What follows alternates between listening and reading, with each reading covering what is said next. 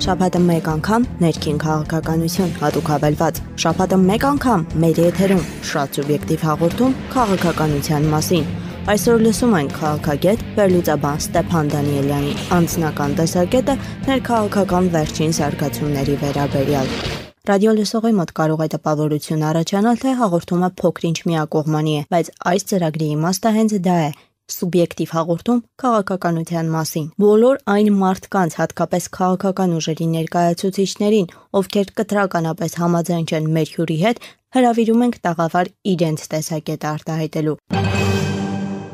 Միշտ շատ հարցերում իմ մեջ մտածելով, իմ սուբյեկտիվ տեսակետով իշխանությանն եմ մեղադրել, բայց շատ հարցերում տեսնում ես, որ երբ խոսում են պետք է հեղափոխություն արվի, այո, հեղափոխություն ինչ որ չափով պետք է, բայց մարդու հոգեբանության հեղափոխություն պետք է տեղի ունենա։ Ձեր կարծիքով, եթե քաղաքացիները ավելի գիտակից դառնան, այսինքն ինձ օրինակ երբեք ոչ ոք չի կարող ստիպի, որ ես դառնամ կուսակցական։ Ինձ երբեք ոչ ոք չի կարա, ոչ մի ոստիկան ինձ չի կարա ինձ նեղացնի, որովհետև իմ մեջ այդ արյունն է հոսում, որ արժանապատիվ հայ եմ ես։ Հետաքրքիր է, ինչքան կարելի ասել ժողովուրդը խեղճ է, ժողովուրդը պետքա սպասի, որ իրան գա ինչ որ մեկը փրկի։ Ինչի ինքը ժողովուրդը իրան չի փրկում ձեր կարծիքով։ Ժողովուրդը դա ամորֆ հասկացողություն է։ Ամեն յուրաքանչյուրս առանձին, այ դուք ասենք գնացիք Մաշտոցի պուրակում եւ ձեր նպատակների համար պայքարում եք։ Միգուցե դա ինչ որ ձևով ձեր համար բացասական չէ, ազդեցություն ունենար, բայց դուք անում եք դա, որովհետեւ դուք ուզում եք հաղթեիք։ Ինձ հետաքրքիր է, ինչի մի տեսակ ընկճվածություն կա այսօր մեր հասարակության մեջ, շատ է այդ վախը։ Ձեր կարծիքով, այսինքն ինձ հետաքրքիր է, թե ամեն մեկը ձեր նման մտածեն ու ամեն մեկը իր սկզբունքի համար պայքարի։ Արդյոք մեր իշխանությունները ստիպված չեն լինի, հա, ասենք ոնց էր Մաշտոցի պուրակից հետո ստիպված ապամոնտաժեցին, նույնն էլ տարբեր ոլորտներում, երբ որ իրոք լինի ժողովրդական պայքար, այդ հարցերում արդեն իշխանությունները կզիջեն։ Իմ կարծիքով իրոք վախի գործոնը կա, հատկապես մարզերում, սակայն միայն վախը չի, այսինքն վախին զուգահեռ կան նաև այլ գործոններ։ Օրինակ ես որոշ մարդկանց հետ զրուցում եմ, դուք էլ մեր ռադիո լսողները նույնպես, եւ իրենք տալիս են շատ կոնկրետ հարցեր, որոնց պատասխանները կոնկրետ ես չեմ կարողանում պատասխանել։ Նրանք ասում են՝ լավ, գնացինք, պայքարեցինք, մեր ձայնը տվեցինք այսինչ ուժին, նա ինչ է անելու։ Եթե շատ կոնկրետ օրինակ բերեմ, ես քաղաքի անունը չեմ նշում,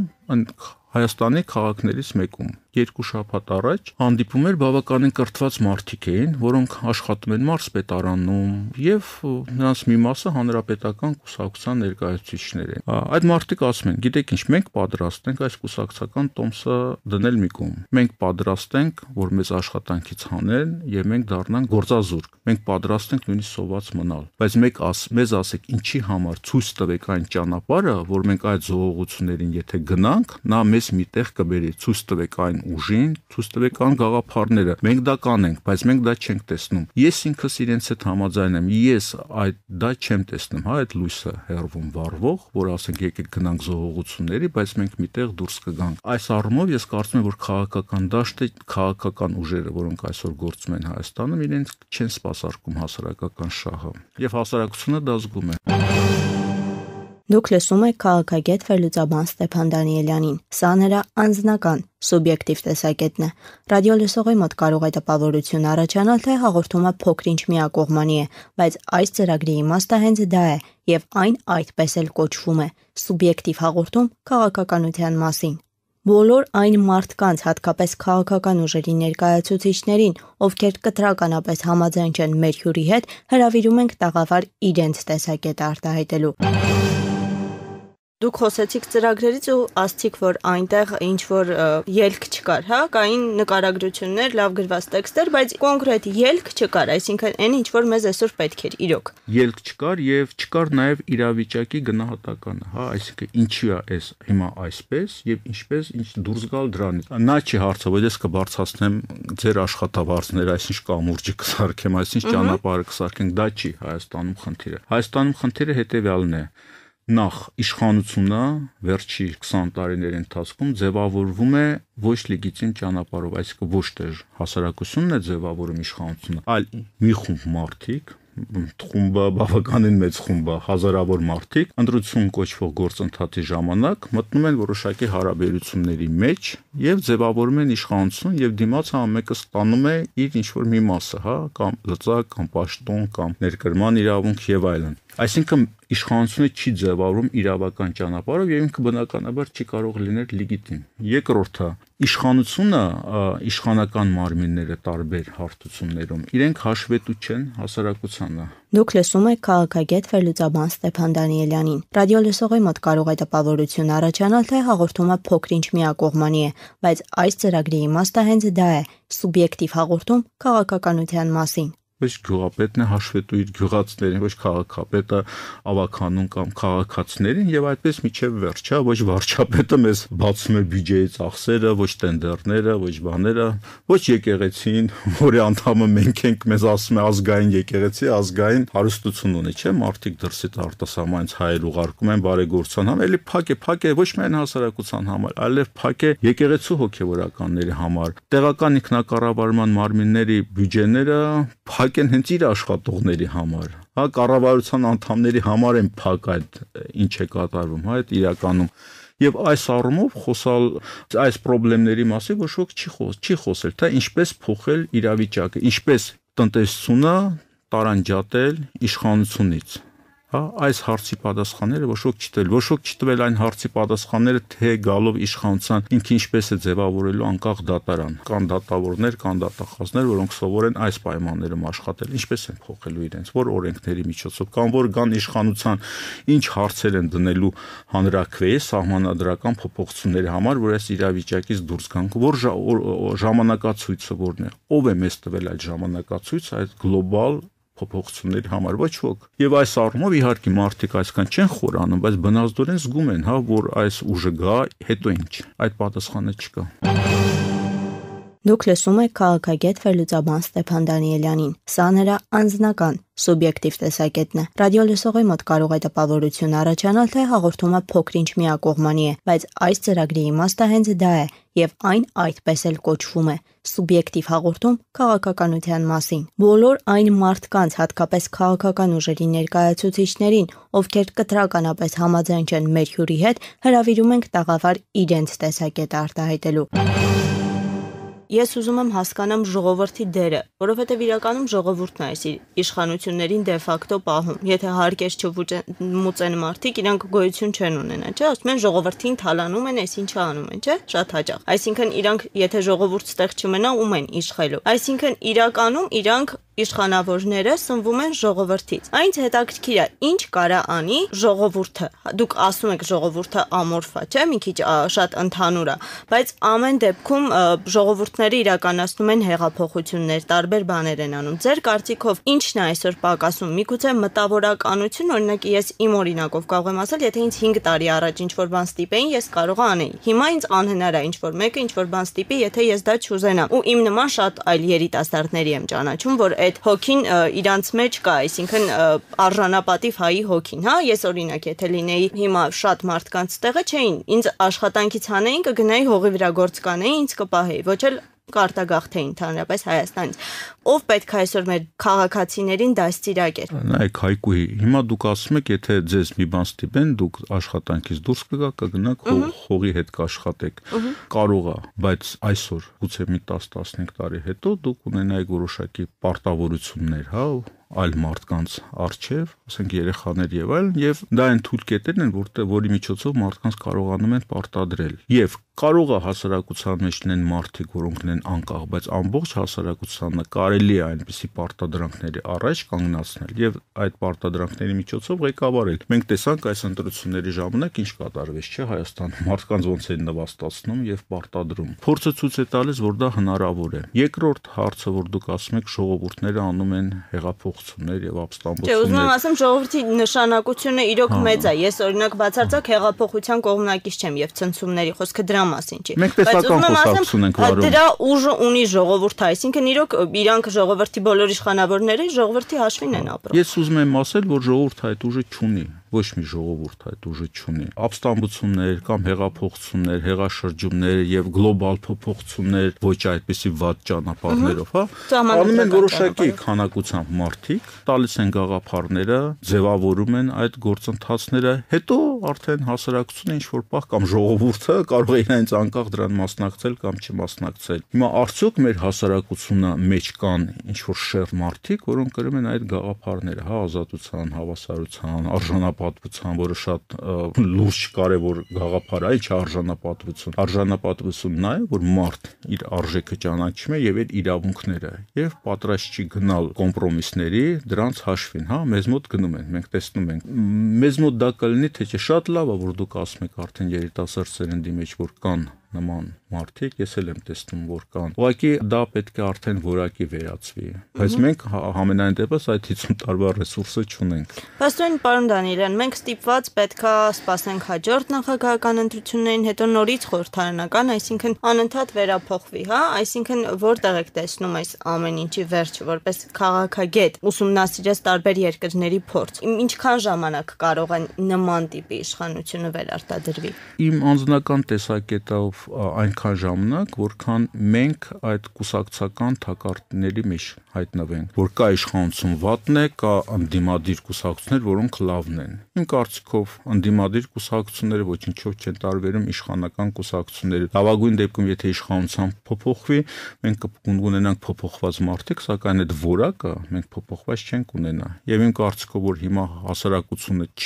ակտիվ չի, մենք տեսանք, որ 2008 թվին ակտիվ էր, 2003 թվին ակտիվ էր, 4 թվին ակտիվ էր, 1996 թվին ակտիվ էր, բայց այդ մարդիկ, այդ հասարակությունը, որը պատրաստ էր գնալ զողողությունների, իր առաջնորդների ճանապարհ ցույց չտվեցին։ Այսինքն պետք է չմեղադրել հասարակությանը, որ ինքը ինչու է այսպեսին։ Հասարակությունը նորմալ է։ Կան մարդիկ, որոնք ունեն եւ արժանապատվություն եւ գիտակցություն, սակայն քաղաքական վերնախավը արժանի չի իր հասարակությանը։ Մենք այդ կուսակցականացված գաղափարներից պետք է դուրս գանք, այդ կուսակցականացված կառույցներից, որտեղ մարդիկ սա ամբողջ կյանքը չեն աշխատում, ասում են մենք քաղաքական գործի չենք, པարզ չի ինչով են ապրում եւ པարզ չի ինչպիսի գրագիտություն ունեն, հա, ինչ են սովորել, ինչ են ավարտել։ Եվ այդ մարդիկ գալիս ասում են, գիտեք, ինչ ընտրեք, լավ կլինի, հա։ Մենք տեսնում ենք, որ ոչ մի բան չի փոխվում։ Այդ կուսակցականացվածությունից մենք պետք է դուրս գանք, պետք է այդ արժեքային համակարգի արժեքների վրա հիմնված շարժումներ ձևավորվեն։ Դուք լսում եք քաղաքագետ վերլուծաբան Ստեփան Դանիելյանին։ Ռադիո լսողի մոտ կարող է տպավորություն առաջանալ, թե հաղորդումը փոքր-ինչ միակողմանի է, բայց այս ծրագրի իմաստը հենց դա է՝ սուբյեկտիվ հաղորդում քաղաքականության մասին։ Պարոն Դանիելյան, մեր ընդդիմադիր դաշտը շատ է սիրում քննադատել ամենատարբեր հարցերում իշխանությունները ամեն ինչում մեղավոր են։ Չեք մեղադրում արդյոք ընդդիմադիրներին, որ իշխանությունները բոլոր երկրներում ընդդիմությունը դա շատ բավականին լուրջ բան է, հա, զարգացած երկրներում իր հետ հաշվի են նստում։ Ձեր կարծիքով այսօր մեր դաշտում եղած ընդդիմադիր կուսակցությունները որքանով են իրական ընդդիմադիր ու ընդհանրապես ինչ պետք է անի ընդդիմադիր։ Հանրապետականները բացարձակ մեծամասնություն են, կարող են օրենքը անցկացնել տեսականորեն։ Իսկ ինչ կարող է անի ընդդիմությունը ազգային ժողովից դուրս կամ ինչպես կարող է ոչ միայն կոճակ սեղմելով ստիպի իշխանական ուժերին, ով ուզում է դա լինի, ընդհանրապես ընդդիմություն հասկացությունը, որ իր հետ հաշվի նստեն, ինչի հետ է սա պայմանավորված, որ մեր ընդդիմությունը մենակ խոսում է։ Ընդդիմությունը շատ բան կարող է անել, սակայն վերջի տարիների փորձը ցույց է տալի, որ մեր ընդդիմությունը սպասարկում է իշխանությանը։ Մենք շատ դեպքերի ենք ականատես եղել, որ ընդդիմությունը գնացել է գործարքների իշխանության հետ, եւ դա ինչ որ ժամանակ հետո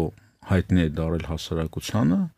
եւ այդ մարդիկ շարունակում են նույն ձևի ապրել, փողոց դուրս գալ, մարդկանց բարևել, մարդիկ իրենց բարևում են եւ հասարակությունը չի ասում դու գործարք ես կատարել, հա։ Մենք նման հայտնի անուններ շատ գիտենք, անունները չկրկնենք եւ գուցե ինչ-որ նոր անուններ էլ կավելանան եւ ժամանակ առ ժամանակ այդ անունները կավելանան։ Ինչի համար, որովհետեւ ընդդիմադիր կուսակցությունների գործելակերպը ո՞րն է եղել վերջի 20 քանի տարվա ընթացքում։ Ժողովրդի վստահությունը ստանալ, կապիտալիզացնել եւ գնալ այդ կապիտալով գործարքի իշխանության, ստանալ ինչ-որ պորտֆելներ եւ դառնալ նույնը, ինչ որ իրենք են։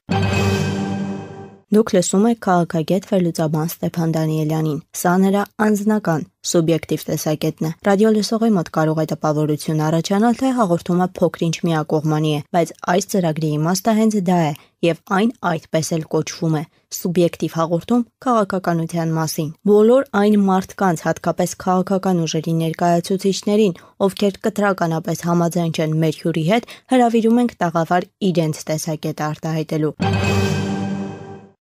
Պարոն Դանիելյան, ձեր կարծիքով այ մի որոշ ժամանակ առաջ փողոցում զրուցում էինք քաղաքացիների հետ, փոքրիկ հարցում էինք անցկացնում պատերազմի հետ կապված, այսինքն զիջումներ թե պատերազմ, շատ երիտասարդներ, չեմ ասում բոլորը, հնարավոր չի որ արտացոլի իրական պատկերը, բայց կային տեսակետներ ու բավականին շատ, իմ հարցվածների մեջ, որ ասում էին ավելի լավ է զիջումներ լինի, քան պատերազմ լինի։ Այսօր Թուրքիան հզորացել է այսպես, այնպես։ Ձեր կարծիքով այսօր կա Հայաստանում մի ուժ, որը ձևավորի պատերազմի հասարակական պատվերը, որ մարդկանց մեջ ասի, որ մենք ուժեղ ենք, մենք հաղթող ենք։ Դուք նման ուժ տեսնում եք մեր հասարակության մեջ։ Ոչ մի զիջում թուրքերին ուժ, սենց ասեմ։ Լեքին ես երևի կփորձեի այլ կերպ ձևակերպել, ոչ թե այսինքն պատերազմ քարոզող ինչ-որ ուժ, Չէ, քարոզող չէ, հասարակական պատվերը, այսինքն օրինակ ես, թեև բանակում չեմ ծառայել, բայց չգիտեմ ինչից է, իմ մեջ կա պատերազմ, այսինքն եթե պատերազմ լինի, ես չեմ վախենա, եթե ինչ-որ բանով կարենամ օգնեմ ինչ-որ մեկին, կգնամ բանակ կկռվեմ, բայց շատ մարդկանց եմ տեսել տղա, որ բանակ չեն գնում, բանակից մի խոսքով ինքներդ շատ լավ գիտեք, այդ բանակը սարսափետ է։ Եկեք սթափ դատենք, մենք մեր խոսակցությունը սկսեցինք արժանապատվությունից, չէ՞։ Ինչի որևէ երիտասարդ պետք է ասի ես կգնամ պատերազմի, թեկուզ իմ կյանքը կզոհեմ, հանուն ինչ-որ մի բանի։ Իմ կարծիքով դա կարող է լինի հանին արժանապատվության, այսինքն ես չեմ ուզում լինել ստրուկ, ասենք թուրքերը կամ ադրբեջանցիները գան մեզ տիրեն, ես լինեմ իրենց ծառան, դա իր իրավազուրկ եւ այլն։ Ես չեմ ուզում որ թուրքական կամ ադրբեջանական զորքը գա եւ ասենք մենք հասկանում ենք ինչ է անում զորքը, երբ որ ինչ-որ տարածք է գրավում, թշնամական, այսինքն այդ մարդկանց մոտ խոստում է արժանապատվության զգացումը։ Հիմա նայեք, եթե սեփական իշխանությունը մարդկանց նվաստացնում է իրենց արժանապատվության զգացումը ոտնահարում է, արդյոք կարող է արժանապատվության զգացումը ոտնահարված տղամարդը գնա պատերազմի, եւ հայրենիք պաշտպանի։ Իմ կարծիքով ոչ։ Դրա համար, երբ որ դուք ասում եք կա այն ուժը, որը, ասենք, հայրենասիրություն կամ արժանապատվություն քարոզի, այսինքն այդ ուժը պետք է հենց կոնկրետ մարդուց սկսի, չէ՞, այսինքն պաշտպանի մարդուն, մարդու իրավունքները եւ այլն, որտեվ արժանապատվություն չունեցող քաղաքացին չի կարող զինվոր լինել։ Դուք լսում եք քաղաքագետ վերլուծաբան Ստեփան Դանիելյանին։ Պարոն Դանիելյան, այսօր մի տեսակ խոսակցությունը շատ արժանապատվությունից գնաց ու դուք հաճախ նշում եք, եթե մարդուն, տղամարդուն նվաստացնում են։ Ինչի պետք է ինչ-որ մեկը կարողանա ինչ-որ տղամարդուն նվաստացնի։ Ես աղջիկ եմ, ես լինեի տղա, ինձ առավել եւս ոչ ոք չէր կարող նվաստացնել։ Ինչի են մարդիկ թույլ տալիս, որ իրենց նվաստացնեն։ Ուզում եմ մի փոքր նաեւ քաղաքացիների մեղքը, տեսնեմ ես ամեն ինչում ինչ որ կատարվում է։ Ինձ ոչ ոք չի եկել ասել, գիտես, դու պետքա սենց լինես, այսինքն ինձ ընդհանուր դաստիարակել են հայրենասեր, բայց հատուկ աշխատանքներ իմ վրա չեն տարել։ Ու ոչ էլ իմ գործընկերների ու շատ երիտասարդների, ում ես ճանաչում եմ։ Այսինքն արժանապատվությունը ձեր կարծիքով մարդու մեջից չի գալիս։ Ինչի ինձ պետքա ինչ որ մեկը իշխանությունը ինձ օգնի բարձրացնի, այս ուրիշ երկրների օրինակ տարբեր գիտնականներին տեսնում ենք, մարդիկ իրենք կարողանում են ինչ որ բան զրոյից անեն։ Շատ դժվար ճանապարհ անցնելով, նույն Հայաստանում էլ են գիտնականներ ծնվել, չէ՞։ Ցանկացած մեծ մարդու կյանք, որ տեսնում ենք, նկարիչներ տարբեր ոլորտի շատ դժվարություններ են հաղթահարում։ Բայց այսօր շատ քաղաքացիներ կան, որ մի տեսակ ասում են, ես ոչ մի բան չեմ անելու, թող ինձ պետությունը օգնի։ Կարող է դա հետ խորհրդային դաստիարակության հետևանք, որտեղ շատ հաճախ ծնողներ կան, մեր ծնողներից հետո կա, որ սովետի ժամանակ sense բան կար, ԿԹԶ, RSS, մարդիկ մի տեսակ սովորել են հեշտության է։ Շատ դեպքերում պայմաններն են մարդկանց փոխվում, թեկուզ նույն այդ Դարվինի տեսության եթե մենք նայենք, պայմանները ձևավորում է մարդու տեսակ։ Եթե աշխատող մարդուն ճնշում են անօրինական հարկերի միջոցով, գերավճարներով եւ այլն, եթե բանկային այդ տոկոսները տրվում են շատ բարձր, բիզնես վարկեր համարյա չկան կամ շատ բարձր են, իսկ եթե բիզնես վարկը տարեկան 5-6-7%-ից բարձր է, դա նշանակում է արդեն անօրինական բիզնես է, որտեղ տենց այդքան տոկոս չեն կարող, այսինքն անօրինական բիզնես է ձևավորում հենց բանկային համակարգի միջոցով։ Եվ շատ մարդիկ, որոնք նույնիսկ ունեն իրենց գործերը, փոքր գործերը, որոնք ես ճանաչում եմ, բիզնեսը նկատի ունեմ, իրենք ասում են ավելի լավ է ես իմ բիզնեսը փակեմ, շարից փորձնակից հեռու գնամ, մտածեմ թե որտեղից նպաստ, թոշակ եւ այլն ստանամ կամ այլ ճանապարհներ մտածեմ, որը հարկային դաշտից դուրս է։ Հետո երկրորդը նայեք, նույն ընտրությունները որտեղ են կատարվում, դպրոցներում, մանկապարտեզներում եւ ներգրաված են ուսուցիչներ, մանկապարտեզի աշխատողներ եւ շատ-շատերը սրտին օպաներ են ունեցել այս ընթացքում, որովհետեւ ծաղի վրա գրված է եղել այսինչ մարդուն կբերես, ասենք ընտրադեղամաս կամ ցուցակը, եւ այդ մարդիկ պետքա երեխաներ դաստիարակեն։ Երեխաներին հոմիայն մաթեմատիկայի ֆորմուլաներ չեն սովորացնում, չէ՞, նաեւ արժանապատվություն, աշխարհայացք, բան չէ, գիտելիքը դա առաջերտին աշխարհայացք է։ Այդ ուսուցիչը այդ երեխային ինչ պետք է սովորացնի։ Իսկ եթե 10 ուսուցիչ գտնվեր, ովքեր ասեին ես դուրս եմ գալի աշխատանքից, 10 ուսուցիչ բարձրացնեին մեծ աղմուկ, լրատվամիջոցների միջոցով, բոլորը ընդդիմադիր գոնե լրատվամիջոցները կամ անկախ լրատվամիջոցները ամեն ինչ լուսաբանել են։ Նման դեպքեր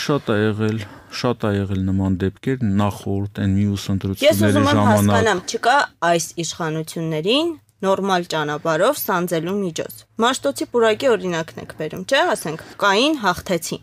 Հաղթանակը բոլոր ոլորտներում հնարավոր չի, ուսուցիչները իրենց հերթին միավոր։ Ինչ պետքա լինի, որ մարդկանց մոտ այդ արժանապատվության զգացողությունը արժանանա։ Եթե իմ կարծիքով յուրաքանչյուր քաղաքացի ձեր նման գիտակցի իր արժանապատվությունը, շատ բաներ կարելի է փոխել առանց ցնցումների։ Իմ կարծիքով պետք է հույսը չդնել կուսակցությունների վրա,